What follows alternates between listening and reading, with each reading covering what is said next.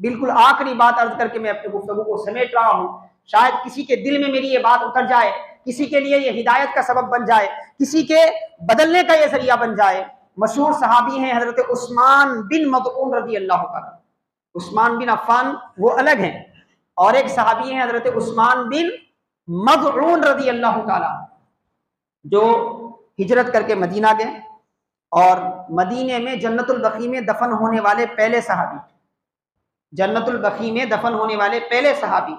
ان کے قبر پر اللہ کے وسلم نے پتھر لگا دیا تھا تاکہ اس کے بعد کوئی بھی انتقال کرے تو ان کے قبر کے پاس سے دفن نہ شروع کرے۔ تو جنت البقیع کا میں جانے والے پہلے خوش نصیب حضرت عثمان بن مظعون رضی اللہ عنہ۔ یہ ابتدا میں مسلمان ہوئے، حبشہ کو ہجرت کر کے گئے، اللہ کے وسلم کے ساتھ بدر میں بھی شریک رہے، اس کے بعد آپ کا وصال ہوا۔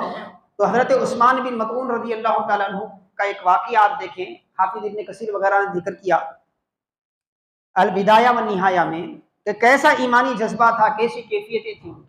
حبشہ سے آئے آپ مکے میں، اس وقت مکے میں جو مظلوم مسلمان تھے ان کی حالت آپ کے پیش نظر تھی، اسی لیے تعلقات تھے، آپ خود اسی علاقے کے تھے، تو وہاں کا ایک بہت بڑا سردار ولید بن مغیرہ ہے،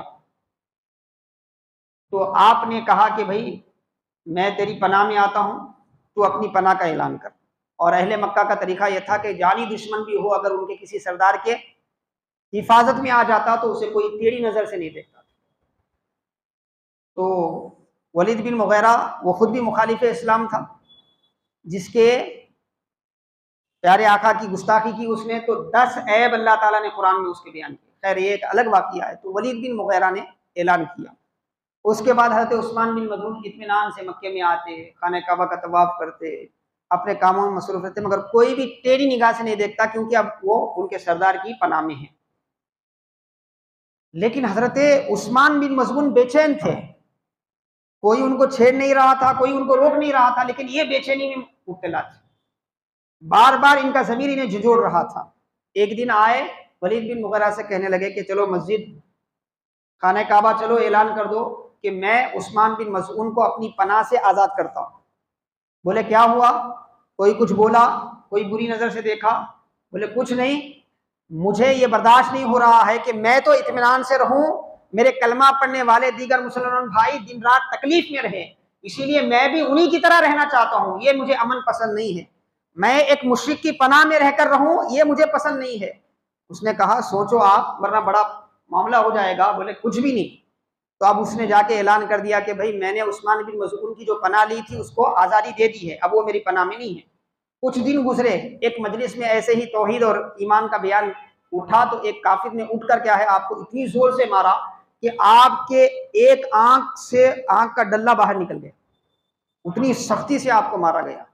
وہیں ولید بن مغیرہ بھی تھا، وہ کہنے لگا کہ اے کاش تم میری پناہ میں ہوتے نا تو یہ حالت نہیں ہوتی، یہ حالت نہیں ہوتی۔ خون نکل رہا ہے، آپ دیکھیں کیا اللہ اکبر ایمانی کیفیت ہے۔ آپ کہنے لگے کہ مجھے ایمان کی حالت میں مشرک کی پناہ گوارا نہیں تھی، میں تو اس ذات کی پناہ میں ہوں جو تجھ سے بھی زیادہ طاقتور ہے، اور رہا میری آنکھ نکلنے کا معاملہ تو تم میری نکلی ہوئی آنکھ کو دیکھ رہے ہو۔ واللہ ان عینی صحیحہ لفقیرۃ الی ما اصابت اختہا فی سبیل اللہ۔ آپ کہنے لگے خدا کی قسم یہ آنکھ بھی میری بے چین ہے کہ جس طرح ایمان کی راہ میں اس آنکھ کو تکلیف پہنچی ہے، اس آنکھ کو بھی تکلیف پہنچے۔ یعنی اللہ کے لیے میں ہر مصیبت گوارا کرنے کے لیے تیار ہوں، مگر ایمان کا سودا کرنے کے لیے تیار نہیں۔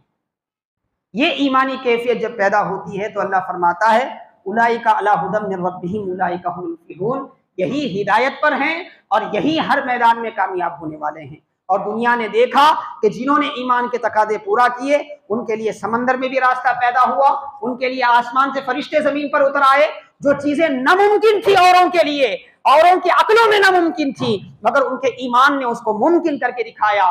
آج بھی اگر وہ کیفیت پیدا ہونی ہے تو پھر ضروری ہے کہ ہم صحابہ اکرام کی اتباع کریں، اپنے ایمان کی اصلاح کریں، توحید کی اصلاح کریں، ہر قسم کے ان غلط چیزوں سے ہم باہر آئیں جس سے ہمارا ایمان متاثر ہوتا ہے۔